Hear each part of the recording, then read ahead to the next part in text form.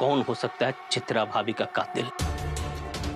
और हम यहाँ अपने हिसाब से खोजबीन करते हैं, हमारी चित्रा का हत्यारा कौन हो सकता है। ठीक है भैया जी, हम निकलते हैं।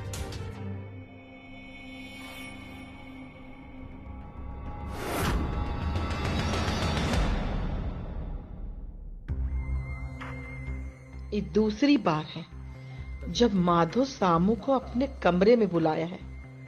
उसकी दोस्ती फिर से परवान चढ़ रही, लेकिन हमको एक बात समझ में नहीं आ रहा है कि ऐसा क्या हो गया है माधव को, जो सामू से इतना नाराज था अब सब कुछ भूल करके अपने कमरे में बुलाता है, अपने पास बुलाता है। कुछ तो गड़बड़ है। हमको पता करना होगा कि आखिर बात क्या है और उन दोनों की दोस्ती को फिर से तोड़नी होगी, चाहे कुछ भी हो जाए।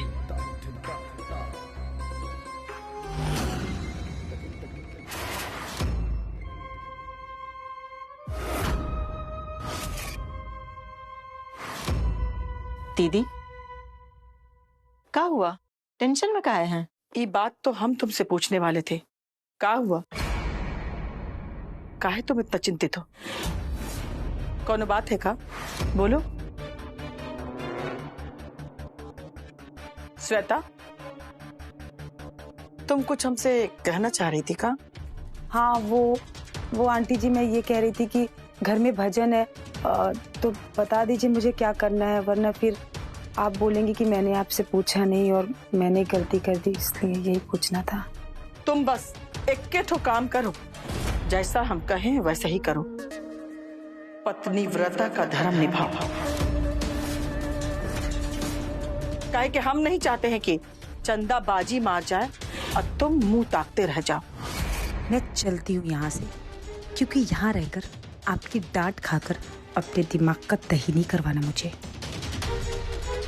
श्वेता, क्या सोचने लगी? कुछ नहीं, मैं ये कह रही थी कि फिर तो मैं ब्यूटी पार्लर होके आती हूँ, तभी तो माता जी को इम्प्रेस कर पाऊंगी।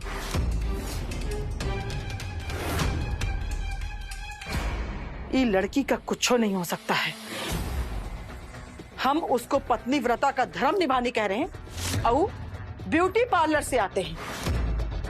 अरे उसको तो कुछ सीखना चाहिए चंदा से। देखो कैसे माधव के लिए हर सोमवार का व्रत रखती है, लेकिन नहीं, उसको तो ब्यूटी पार्लर जाना है। तुम बोलो, तुम क्या कहना चाह रही थी जो श्वेता के सामने तुम बता नहीं पा रही थी? दीदी, हम आपसे डिस्कस करना चाह रहे थे। श्यामू और माधव फिर से मिलने लगे हैं। यही चिंता तो हमको भी खाए जा रही। तुम कुछ पता की का कि क्या चल रहा है दोनों में? का खिचड़ी पक रही है? वही तो हम आपको बताना चाह रहे थे। तो बताओ ना। हम माधव और सामू का बात सुनने का कोशिश कर रहे थे। माधव सामू पे चिल्ला रहा था। चिल्ला रहा था? तो माधव सामू को अपने कमरे में काहे लेके गया? चिल्लाया होगा, लेकिन दोनों के बीच का मनमुटाव खत्म हो गया होगा और माधव का भड़ास भी निकल गया होगा। यही तो हम नहीं चाहते। हम नहीं चाहते हैं कि दोनों के बीच में जो मनमुटाव है वो कब खत्म हो। हम तो चाहते हैं कि पहले से भी ज्यादा दोनों में दुश्मनी हो जाए, दोनों एक दूसरे के जान का दुश्मन बन जाए। हमको तो डर है दीदी कि सामू चंदा के खातिर माधव के सामने सब सच्चाई न उगल दे। उसकी चिंता तुमको करने की कोनो जरूरत नहीं है। काहे कि चंदा खुद ही नहीं चाहेगी कि सामू माधव के सामने कोनो सच बोले। तो फिर दीदी आप चिंतित काहे हो रही हैं? हमको चिंता कोनो और बात का नहीं, चिंतित हम इसलिए हैं कि हम माधव को अकेले रखना चाहते हैं, केवल अपने लिए। केवल हमरे ऊपर भरोसा करें, ना कि चंदा के ऊपर या सामू के ऊपर। जबकि हो उसका उल्टा रहा है। सामू तो उसके नजदीक आ ही गया है, लेकिन आजकल देख रहे हैं कि चंदा के लिए भी उसके दिल में बहुत नरमियत पैदा हुई है। हमको डर है कि अगर ऐसा ही होता रहा ना, तो वो दिन दूर नहीं कि माधव हमरे चंगुल से बाहर निकल जाएगा और हम लोग मुंह ताकते रह जाएंगे। इसीलिए हम बहुत ज्यादा चिंतित हैं।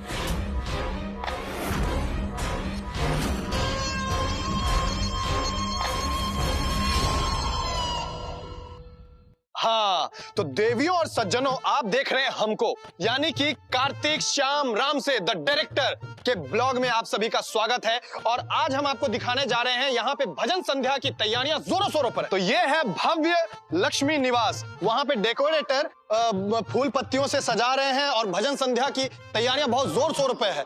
और अरे वाह, इनसे मिले, ये है इस घर की छोटी बहू चंदा भाभी। बड़ी बहू। हाँ। और कार्तिक, एक मिनट। चंदा, तुम्हारा घाव कैसा है? घाव अब ठीक है दीदी। का जरूरत था इतना तकलीफ करके फूल लाने का? अरे कैसे जरूरत ना रहल दीदी, भोले बाबा की पूजा है, फूल ज्यादा हो जाए के चाहिए लेकिन कम ना पड़े के चाहिए। और देखिए उनकर कृपा से हमरा के इतना सारा फूल भी मिल गई। चलिए आप जल्दी से मंदिर सजा देते हैं। हाँ, तो जैसा कि आप लोग देख पा रहे हैं, यहाँ पे सब लोग भजन संध्या के आयोजन में बहुत बहुत बहुत बिजी हैं, यानी कि किसी को फुर्सत नहीं है बात करने का।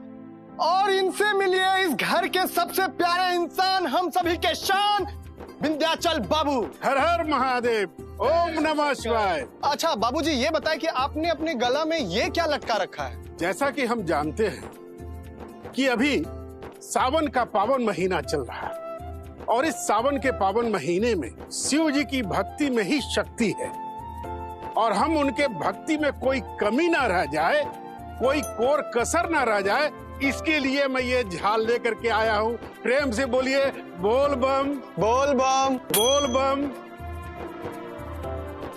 काजल बेटा, हर हर महादेव।